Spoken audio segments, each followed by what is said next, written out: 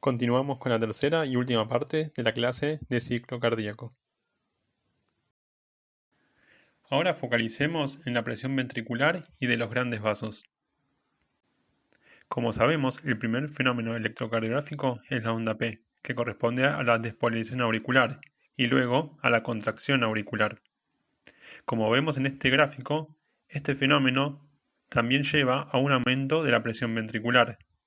La pregunta es, ¿por qué aumenta la presión ventricular?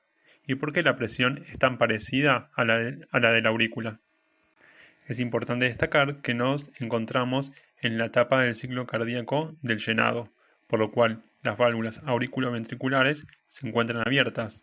Por lo tanto, la aurícula y el ventrículo funcionan como una sola cavidad. Sabemos que en los sólidos se puede ejercer una fuerza en un área determinada. Esto en los fluidos incompresibles no es posible. El principio de Pascal nos indica que la presión en un fluido incompresible que se encuentra en equilibrio en un recipiente de paredes rígidas se transmite en igual intensidad en todas las direcciones y en todos los puntos del fluido. Sabemos que el principio de Pascal no se aplica en forma estricta, ya que la sangre no se encuentra en equilibrio y las paredes ventriculares no son completamente rígidas. Sin embargo, esto nos ayuda a entender por qué las presiones son muy similares. Siguiendo adelante en el ciclo cardíaco, observamos que el segundo fenómeno electrocardiográfico es el QRS, que corresponde a la despolarización ventricular y luego a la contracción ventricular. Esto llevará a un aumento súbito de la presión ventricular, lo que ocasionará que las válvulas auriculoventriculares se cierren. En este instante del ciclo, el ventrículo se está contrayendo con ambas válvulas cerradas sin acortamiento. Es por esto que esta fase se llama de contracción isovolumétrica. La contracción isovolumétrica finaliza con la apertura de la válvula aórtica, en el instante en que la presión del ventrículo supera la presión diastólica de la aorta. En este instante empieza la fase de eyección. Es interesante notar cómo la presión del ventrículo y de la aorta en este punto son muy similares, de la misma manera de lo que ocurría entre aurícula y ventrículo después de la onda P. La explicación de por qué se da esto se basa en los mismos principios que mencionamos antes, son una única cavidad.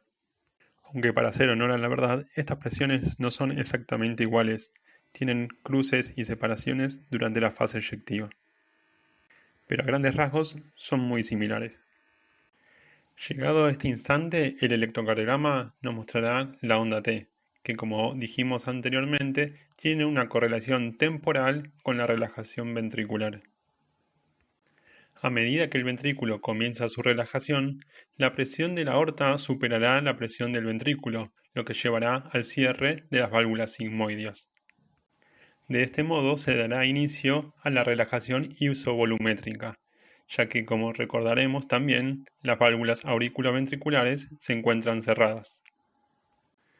Cabría preguntarse, ¿por qué la presión en la aorta no cae con la misma rapidez que en la presión ventricular? Esto se da de esta manera porque la naturaleza de la caída de la presión es diferente. La presión en el ventrículo cae por la relajación ventricular. Sin embargo, la presión en la aorta cae por rozamiento viscoso.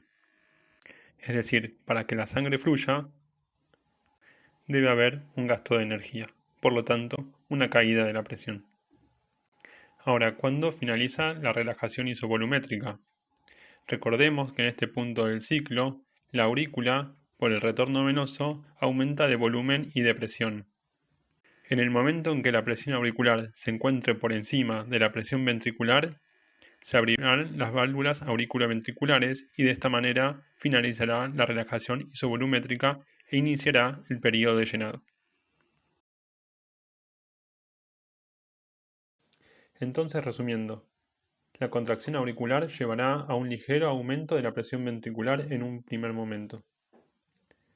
Luego, la despolarización y por lo tanto la contracción ventricular llevará a un aumento súbito de la presión dentro de esa cavidad y por lo tanto producirá el cierre de las válvulas auriculoventriculares, dando inicio a la contracción isovolumétrica, la cual finalizará en el momento en que la presión ventricular supere a la presión de la aorta o de la arteria pulmonar.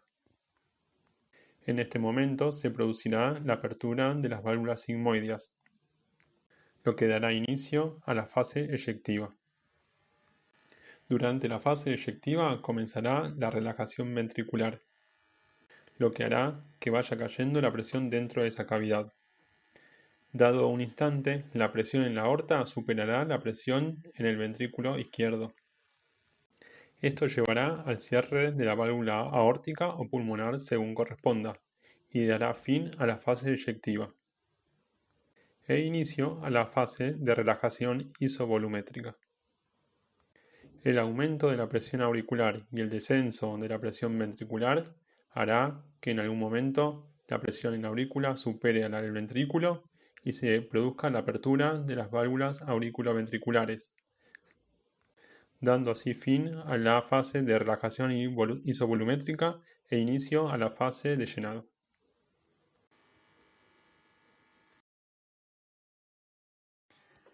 Analicemos más detalladamente las fases de llenado ventricular. A estas fases las dividiremos en activa o pasivo según intervenga o no la contracción auricular. Como mencionamos recientemente, el aumento de la presión auricular y el descenso de la presión ventricular es lo que lleva a la apertura de las válvulas auriculoventriculares. Es decir, que cuando se produce esta apertura, hay un gradiente de presión entre estas dos cavidades. Esta diferencia de presión será la fuerza impulsora para la primera fase de llenado. Como vemos en el gráfico, la pendiente de esta curva de llenado es relativamente alta comparada con el resto. Es por eso que esta fase se denomina fase de llenado pasivo rápido. A medida que se disipa el gradiente, la pendiente de esta curva disminuye y se pasa a la fase de llenado pasivo lento. Luego, en la fase tardía del llenado, se da la sístole auricular, dando así a la fase de llenado activo. A diferencia de lo que se podría pensar en forma intuitiva, el llenado pasivo representa un porcentaje mayor del llenado total de los ventrículos. Normalmente se dice que el llenado activo representa entre un 20 y 25% del llenado total. Sin embargo, este porcentaje puede cambiar con la frecuencia cardíaca, ya que la taquicardia acorta los periodos de llenado pasivo sin modificar en forma significativa el llenado activo.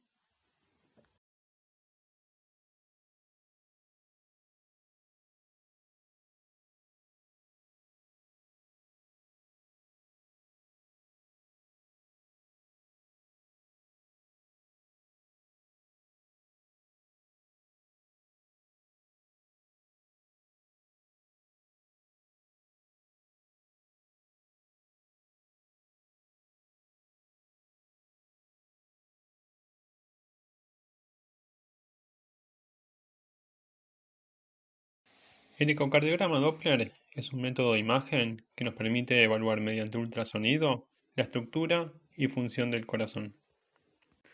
Se puede evaluar, por ejemplo, la motilidad de las paredes, medir sus espesores, medir el diámetro de las cavidades, evaluar el flujo a través de las válvulas y también aspectos funcionales como la función diastólica y la función sistólica. Como mencioné recién, uno de los aspectos que nos permite evaluar la ecocardiografía Doppler es el flujo valvular. Una de las formas de evaluarlo es a través de medir la velocidad en función del tiempo, como observamos en el gráfico de la izquierda. En este gráfico observamos dos ondas. Una primera onda llamada onda E, de Early, producto del llenado temprano ventricular. Como podemos observar, a medida que se disipa el gradiente, la velocidad de la onda E disminuye hasta hacerse prácticamente cero. A este periodo lo llamamos diástasis. Ahora, luego de este periodo, vendrá la contracción auricular, lo que genera la onda A. Cuando analizamos el gráfico de presión en función del tiempo, observamos que la principal diferencia entre las cavidades izquierdas y derechas era su magnitud. Sin embargo, hay otras diferencias que vale la pena mencionar. Como vemos, durante la fase de llenado, la presión en las cavidades derechas aumenta antes que la presión en las cavidades izquierdas. Esto evidentemente está dado por la ubicación del nodo sinusal que se encuentra en la aurícula derecha. Por lo tanto, su contracción inicial llevará a un aumento de la presión en el ventrículo derecho antes que en el ventrículo izquierdo. Luego observamos que la contracción isovolumétrica se inicia antes en el ventrículo izquierdo que en el ventrículo derecho. ¿Por qué se da esto? Esto se da principalmente porque la velocidad de conducción de la rama izquierda del haz de Higgs es ligeramente más rápida que la rama derecha. Por lo tanto, la despolarización inicia antes en el ventrículo izquierdo que en el ventrículo derecho. Esto trae como consecuencia que la válvula mitral se cierre antes que la válvula tricúspide. Si colocamos un estetoscopio en el pecho del paciente, esto lo escucharemos como el primer ruido cardíaco, o R1, que a pesar de ser un solo ruido, tiene dos componentes, el mitral y el tricuspidio. Ahora bien, sería intuitivo pensar que si la contracción inició en el ventrículo izquierdo, la primer válvula que se abra sea la aórtica. Sin embargo, esto no es así. El ventrículo derecho, a pesar de iniciar unos milisegundos después que el ventrículo izquierdo, debe superar una presión significativamente menor a la de las cavidades izquierdas. Por lo tanto, a pesar de iniciar después, la apertura de la válvula pulmonar se da antes que la apertura de la válvula aórtica. Esto trae como consecuencia que el periodo de contracción isovolumétrica del ventrículo derecho sea más corto que el del ventrículo izquierdo. Ahora bien, dado que el ventrículo izquierdo se despolarizó primero, se empieza a repolarizar antes. Esto trae aparejado que la válvula aórtica se cierre antes que la válvula pulmonar. Esto, con un estetoscopio en el pecho del paciente, lo escucharemos como el segundo ruido o R2, que nuevamente es un solo ruido, pero tiene dos componentes, el aórtico y el pulmonar. Ahora, para que se abra la válvula mitral y finalice así el periodo de relajación isovolumétrico del ventrículo izquierdo, la presión en el mismo debe caer varias órdenes de magnitud más que la del ventrículo derecho. Es por eso que también el periodo de relajación isovolumétrica del ventrículo izquierdo es mayor que la del ventrículo derecho. Resta por mencionar que en el ciclo cardíaco pueden hallarse dos ruidos más, el R3 y el R4. El R3 se da durante el llenado pasivo. El R3 en pacientes jóvenes o deportistas puede llegar a ser fisiológico, pero en personas de edad avanzada o con patologías concomitantes puede llegar a ser anormal. El R4 será siempre patológico y se suele explicar como las turbulencias o vibraciones que se generan por la contracción de una aurícula contra una pared ventricular en estado más rígido. Por último, aquí le dejo una figura que correlaciona temporalmente los principales fenómenos mecánicos.